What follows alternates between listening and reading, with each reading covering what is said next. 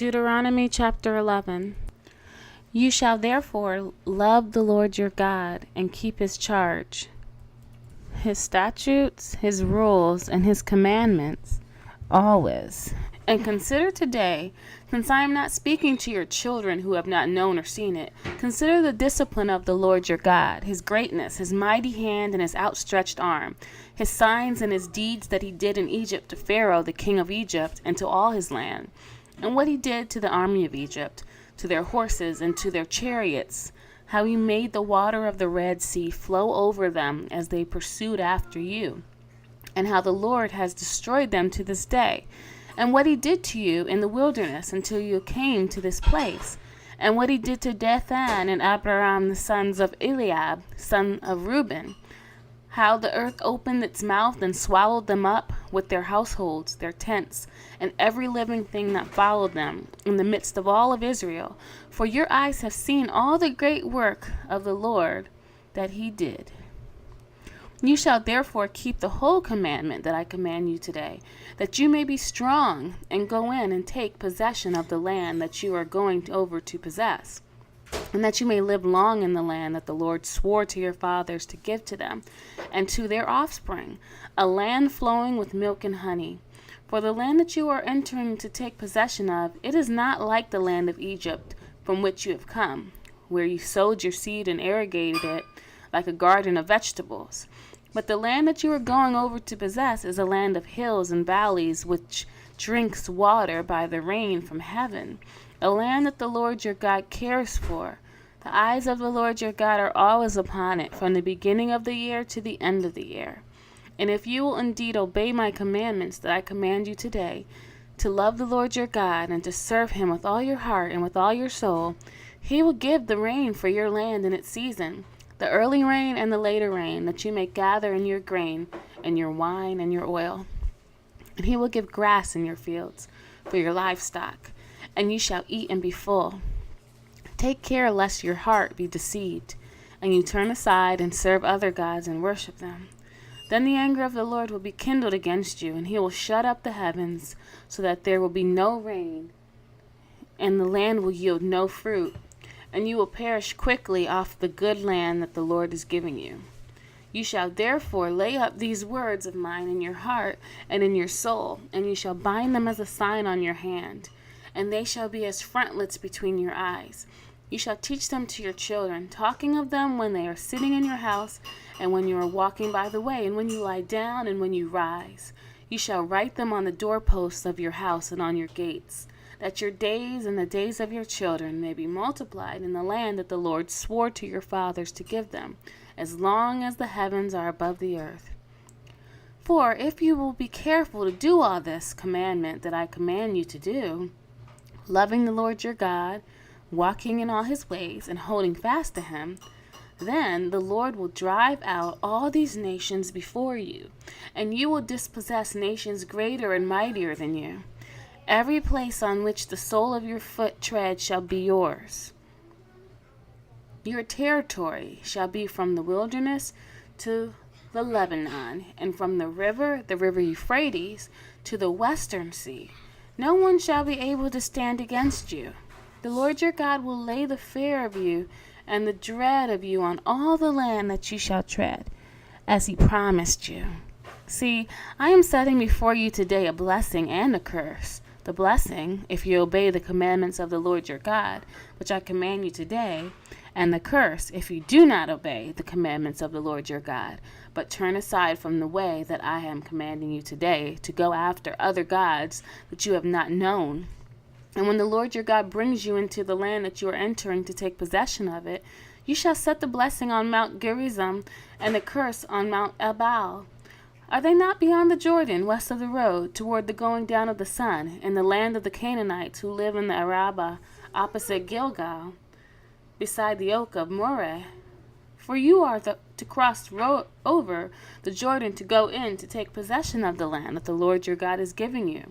And when you possess it and live in it, you shall be careful to do all the statutes and the rules that I am setting before you today.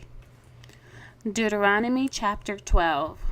These are the statutes and rules that you shall be careful to do in the land that the Lord, the God of your fathers, has given you to possess all the days that you live on the earth. You shall surely destroy all the places where the nations whom you shall dispossess serve their gods, on the high mountains and on the hills and under every green tree. You shall tear down their altars and dash in pieces their pillars and burn their Asherim with fire. You shall chop down the carved images of their gods and destroy their name out of that place. You shall not worship the Lord your God in that way, but you shall seek the place that the Lord your God will choose out of all your tribes to put his name and make his habitation there. There you shall go, and there you shall bring your burnt offerings and your sacrifices, your tithes and the contribution that you present, your vow of offerings, your free will offerings, and the firstborn of your herd and of your flock. And there you shall eat before the Lord your God, and you shall rejoice, you and your households, in all that you undertake, in which the Lord your God has blessed you. You shall not do according to all that we are doing here today, everyone doing whatever is right in his own eyes. For you have not as yet come to the rest and to the inheritance that the Lord your God is giving you. But when you go over the Jordan and live in the land that the Lord your God is giving you to inherit, and when he gives you rest from all your enemies around, so that you live in safety, then to the place that the Lord your God will choose to make his name dwell there, there you shall bring all that I command you, your burnt offerings and your sacrifices, your tithes and the contribution that you present, and all your finest vow offerings that you vow to the Lord. And you shall rejoice before the Lord your God, you and your sons and your daughters, your male servants and your female servants, and the Levite that is within your towns, since he has no portion or inheritance with you. Take care that you do not offer your burnt offerings at any place that you see, but at the place that the Lord will choose in one of your tribes. There you shall offer your burnt offerings, and there you shall do all that I am commanding you. However, you may slaughter and eat meat within any of your towns, as much as you desire, according to the blessing of the Lord your God that he has given you. The unclean and the clean may eat of it, as the gazelle and as of the deer. Only you shall not eat the blood. You shall pour it out on the earth like water. You may not eat within your towns the tithe of your grain, or of your wine, or of your oil, or the firstborn of your herd or of your flock, or any of your vow offerings that you vow, or your free will offerings, or the contribution that you present. But you shall eat them before the Lord your God in the place that the Lord your God will choose. You and your son, and your daughter, your male servant, and your female servant, and the Levite who is within your towns. And you shall rejoice before the Lord your God in all that you undertake. Take care that you do not neglect the Levite as long as you live in your land. When the Lord your God enlarges your territory as he has promised you, and you say, I will eat meat because you crave meat, you may eat meat whenever you desire. If the place that the Lord your God will choose to put his name there is too far from you, then you may kill any of your herd or your flock which the Lord has given you, as I have commanded you, and you may eat within your towns whenever you desire, just as the gazelle or the deer is eaten, so you may eat of it. The unclean and the clean alike may eat of it. Only be sure that you do not eat the blood, for the blood is the life, and you shall not eat the life with the flesh. You shall not eat it. You shall pour it on the earth like water. You shall not eat it, that all may go well with you, and with your children after you, when you do what is right in the sight of the Lord. But the holy things that are due from you, and your vow offerings, you shall take, and you shall go to the place that the Lord will choose, and offer your burnt offerings, the flesh and the blood, on the altar of the Lord your God. The blood of your sacrifices shall be poured out on the altar of the Lord your God, but the flesh you may eat. Be careful to obey all these words that I command you, that it may go well with you, and with your children after you forever, when you do what is good and right in the sight of the Lord your God. When the Lord your God cuts off before you the nations whom you go in to dispossess, and you dispossess them and dwell in their land, take care that you be not ensnared to follow them after they have been destroyed before you, and that you do not inquire about their gods, saying, how did these nations serve their gods? That I also may do the same. You shall not worship the Lord your God in that way. For every abominable thing that the Lord hates, they have done for their gods. For they even burn their sons and their daughters in the fire to their gods. Everything that I command you, you shall be careful to do. You shall not add to it or take from it.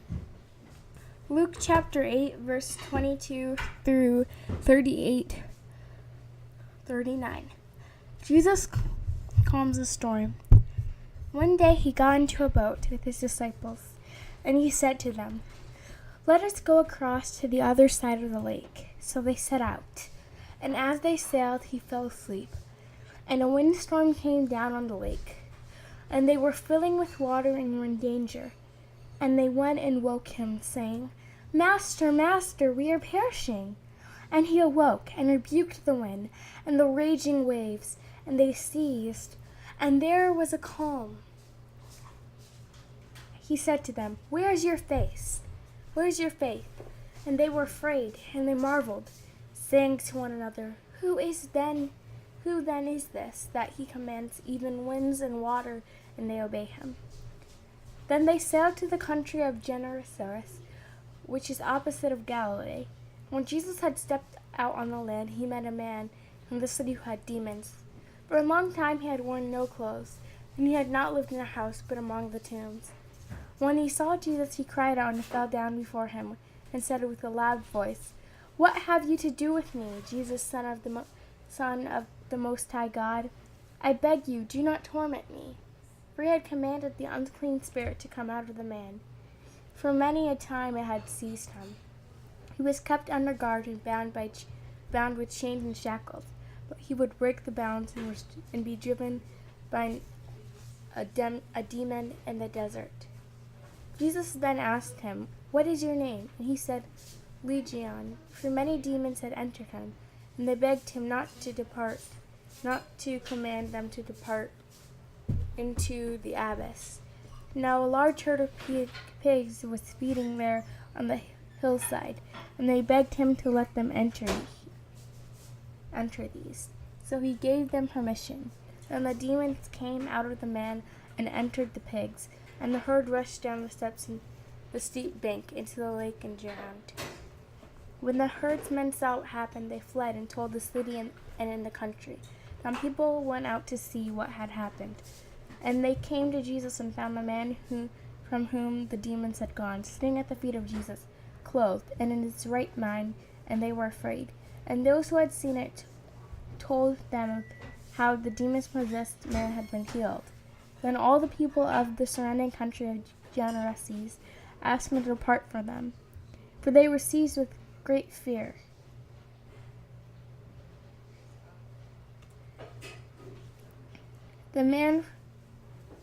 So that he got into the boat and returned. The man from whom the demons had gone begged that he might be with them. But Jesus sent him away, saying, "Return to your home and declare how much God has done for you." And he went away, proclaiming throughout the whole city about what Jesus had done for them. Psalm chapter 70. Make haste, O God, to deliver me. O Lord, make haste to help me. Make haste, O God, to deliver me. O God, O Lord, make haste to help me. Let them be put to shame and confusion who seek my life. Then let them be turned back and brought to dishonor who delight in my hurt. Let them turn back because of their shame, who say, "Ah, ah, aha, aha." May all who seek you rejoice and be glad in you. May those who love your salvation say evermore, "God is great, but I am poor and needy. Hasten to me, O God. You are my help and my deliverer. O Lord, do not delay." Proverbs chapter 12, verse 4. An excellent wife is the crown of her husband, but she who brings shame is like rottenness in his bones.